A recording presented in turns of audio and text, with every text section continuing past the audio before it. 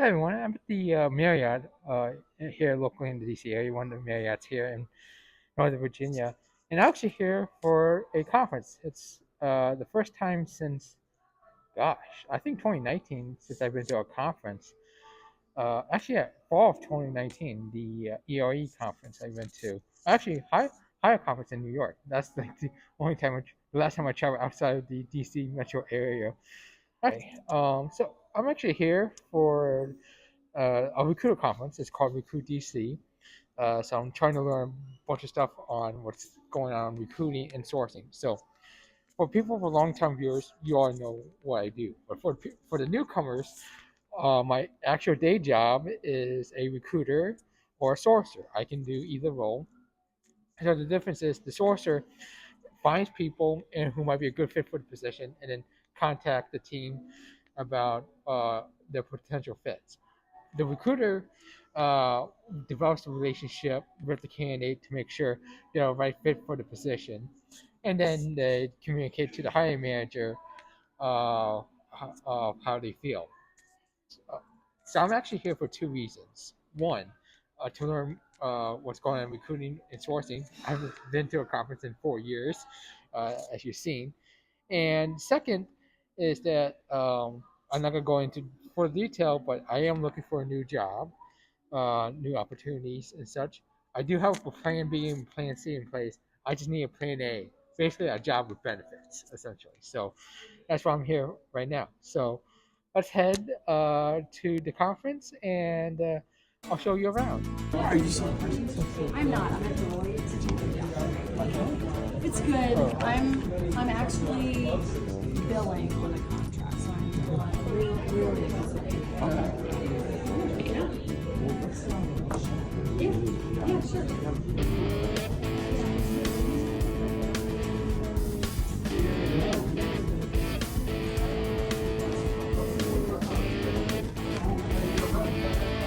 Yeah, so got my name tag here.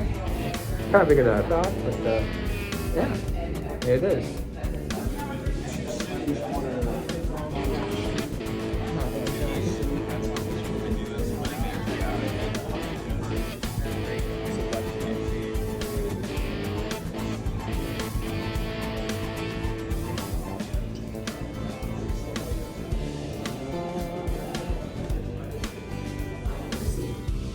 How do I want to be perceived? Because the answer to that question will dictate and drive how others respond to you and support whatever you're trying to achieve in that room, in that conversation. You see, when you're clear on how you want to be perceived, everybody else is clear as well. And a big part of owning your authority and leading effectively in your role, whether you agree with it or not, is managing perception. Okay. Cool. One's not right or wrong, but I would say test your application. How difficult and how easy is it to do that? Remember that number I gave you, 92% of abandoned job applications out there? If it's difficult for them to do it, they're not going to. Do you know why? Because if you make it difficult for them, there's another company over there that isn't going to make it difficult for them. Hiring managers, counter offers, candidates ghosting you, you're just all over the place, right? This is what can sometimes lead to recruiters getting burned out.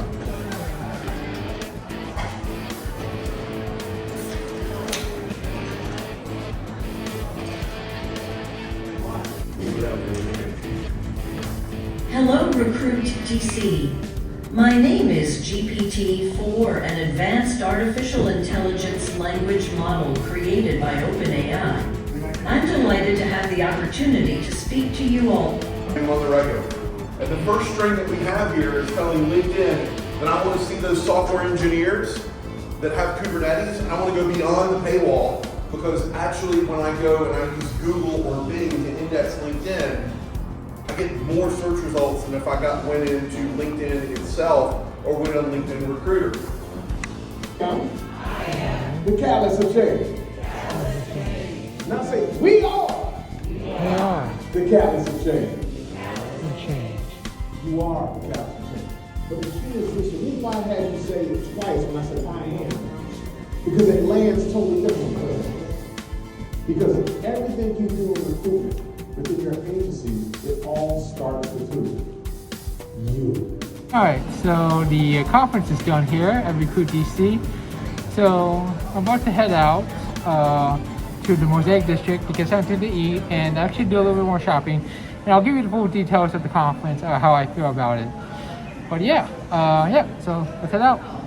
All right, so I'm now at True Food Kitchen here at the Mosaic District. I'll show you around afterwards. So after I eat, about today, the conference. I always like the Recruit DC conference, so it refreshes the stuff I already learned previously, but maybe something I didn't know.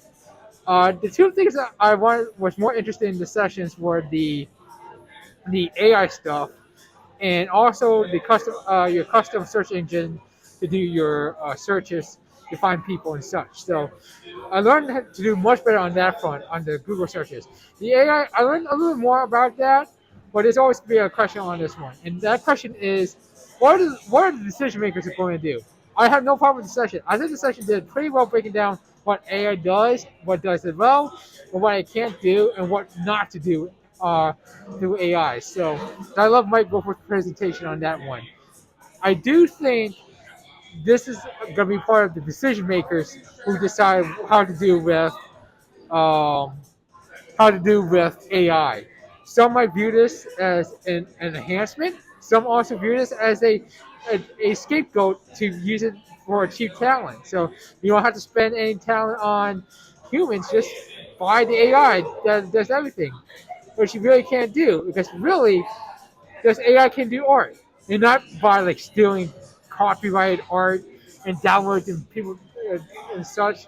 Can it properly attribute to find the right candidate for the organization? That's a little bit shady on that front. But the decision makers are there to make money, and profitability is the name of the game now, and that's gonna be hard to do. And I don't know, it'll be hard to convince them of why humans can do an even more, I would say, a better job, but can relate or coincide with AI. So that's a little bit tricky part of it. Overarching theme of the Recruit DC, what I'm surprised by this is that it's about communication and about effective communication and how recruiters and sources need to rise up, need to speak out on what's going on. Not only for the departments but for the organizations. And with right now with the tech layoffs hitting hard on the recruiting side of things, it does serve a purpose. Like we might have to raise our voices and what purpose recruiting serves. But then again, as I mentioned, it's about the decision makers. Basically exactly saying, do we really need recruiters? Do we need sourcers? And this is why I ask the question before all this stuff. I always ask the question: do you want to make a profit or do you want to be great? You can't have both. There's actual levels. Make profit is one thing, being great is another. I think technology is fine. I think what technology is, it's going faster than we anticipated, and it's here. It has arrived. And we're trying to find solutions to coincide with that, to coexist with AI and humans. But it's the decision makers, the executives, who basically decide what they want to do. Do they want to pay these workers, their employees, or they want to go all cheap and just have machines take over? And that's my big worry about this whole thing. But overall, I think the conference is great. I think it's always a great conference to attend to and such. There are other great conferences as well, but you really have something in the East Coast essentially, and it's good to have it in DC. And especially, this is my first conference in 4 years, so it's good to be back. Of course, I have to wear a mask every time now, but it does seem a little bit weird since I was the only one wearing a mask. But it is what it is. But anyway, my food's coming by here, and I'm gonna listen to a little bit on PTI with Trinity, and I'll see you around. All right, so this is the hatch green turkey burger with kale salad. So I'm going a little bit light here, and that's on a flaxseed bun. So this is actually will be very interesting to try. I want to see how it is. So let's try it out. All right, so let me try the kale salad here. So how this tastes. There you go.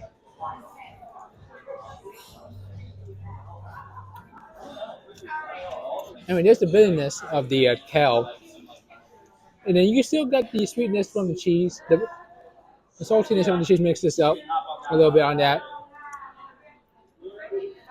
I mean, it's a kale salad. It's kind of hard to get the taste out of it. It's not bad. I wouldn't say it's the best, but it's not bad. All right, so this is the hatch green turkey burger. This is with smoked gouda, roasted chili, the green chili, the arugula, and tomato. Let's see how it goes.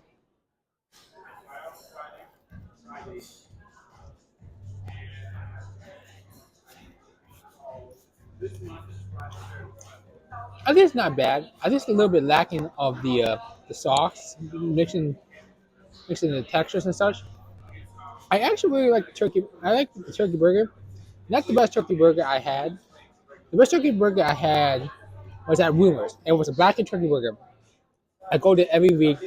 It was delicious, and that's to me the gold standard of turkey burgers was at Rumors. Of course, that doesn't exist anymore. They closed down several years ago. This is not bad. It's very healthy, I would say, with the flaxseed bun. You got the arugula, the tomato. You don't get much of the heat of the chili. There's a nice tang to it, but nothing too much.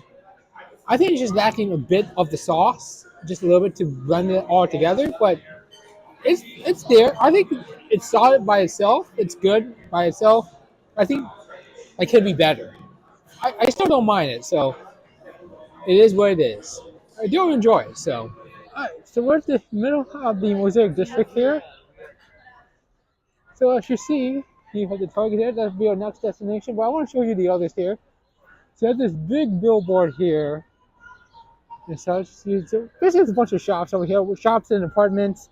So this is a quintessential, a 15-minute city essentially. So you have the apartments, you have some doctors around here, some companies to work for, and there's some shops to go to and such. As I mentioned, the Target, a couple of restaurants. There's the theater. This is the movie theater, the Angelica Film Center and Cafe. Yeah, so you can have dinner and watch the film at the same time. There's the mom and pop restaurant. And then in the middle is the play area. So you can play the big games. And then you usually have these big events during the middle of the section here and such. Pretty cool. Yeah, so you have this tower here and such. But here's the one I want to show you here is Four Sisters. Four Sisters has been around the area for a little over almost 30 years actually. It was originally at the Eden Center, and yeah, people loved it. But the developers told them like they were redeveloping this area here, which is currently the Mosaic District. And used to be beforehand, it was empty as a house, and then yeah, the owners accepted the location and has been there for almost like 15 years, and basically they started the whole trend here in this area of all these businesses as you see here. Sadly, this past Mother's Day weekend, they closed after nearly 30 years of business. And now, to be honest, and they're a Vietnamese restaurant. I have tried them before. They're solid, not bad. My parents do not like the place for some odd reason. Apparently jealousy or something like that, like the taste. Although I would say this, my family prefers the more mellow side, not like the tangy or the spicy or the bold side of things. If it's bold, then probably they didn't like it as much. They'd rather keep it simple and such. And I think that's where the issues where a couple of these restaurants have, like the pho restaurants, as you see, is that they put a lot of oil in this broth, and then for like the banh mi's, there's not a lot of good banh mi places anymore. Something has happened with banh mi places around here. I'm not sure what's going on. Probably the best one to try right now is banh mi DC. But other than that, I don't know what's a good banh mi place to do, and that's decent enough, like around $4 to $5. So probably it's best to make it up, to make your own banh mi, or someone can up to it. All right, let's head to Target right now. All right, as you see in the blue sun, we're at Target, as some will call it, basically Target, essentially.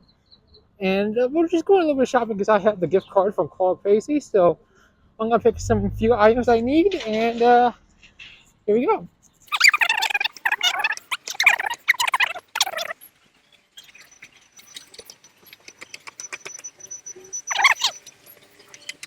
It's like 3 flights. I don't know why you need 3 flights to go up to a Target, but oh well. And here we are. Alright, so you had the Starbucks, cafe, Target cafe, and then the Pizza Hut. Man, we don't have a Pizza Hut locally in Fairfax except for the ones in Fairfax in here.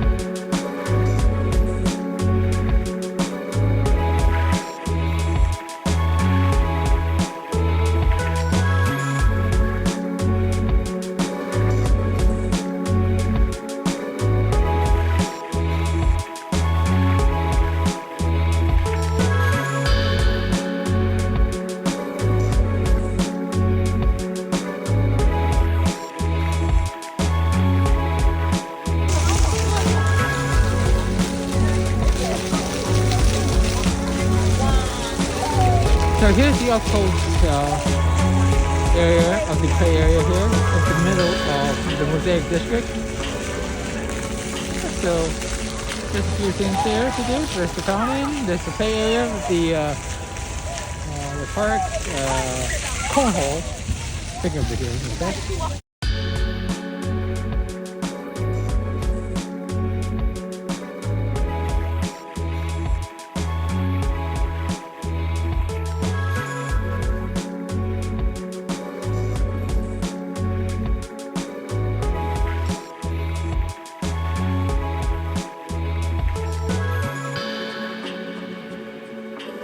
So I didn't post this during the day, so I'm back home, and yeah, here's the stuff that I got. Got free swag from the conference, like this little pouch bag, this little dude from Higher Clicks, this flower pot actually this is actually kind of cool. This little flower pot slash shot glass. You can use that from clearance jobs. The Indeed bottle and book, and then from Target got socks. Turmeric, the nutritional yeast, I totally forgot to show that, the nutritional yeast to make the tofu scramble, got the almond butter, unsalted, yogurt, and socks, the big pair of socks. So that's it. Overall, I thought the conference was pretty good. I enjoyed a lot. Definitely had a lot of things to learn. Now I know how to do a custom search engine, and now I have to learn about AI and such. And then saw the Mosaic District. Pretty fun. So, all right, that's all. All right, I'll see y'all later.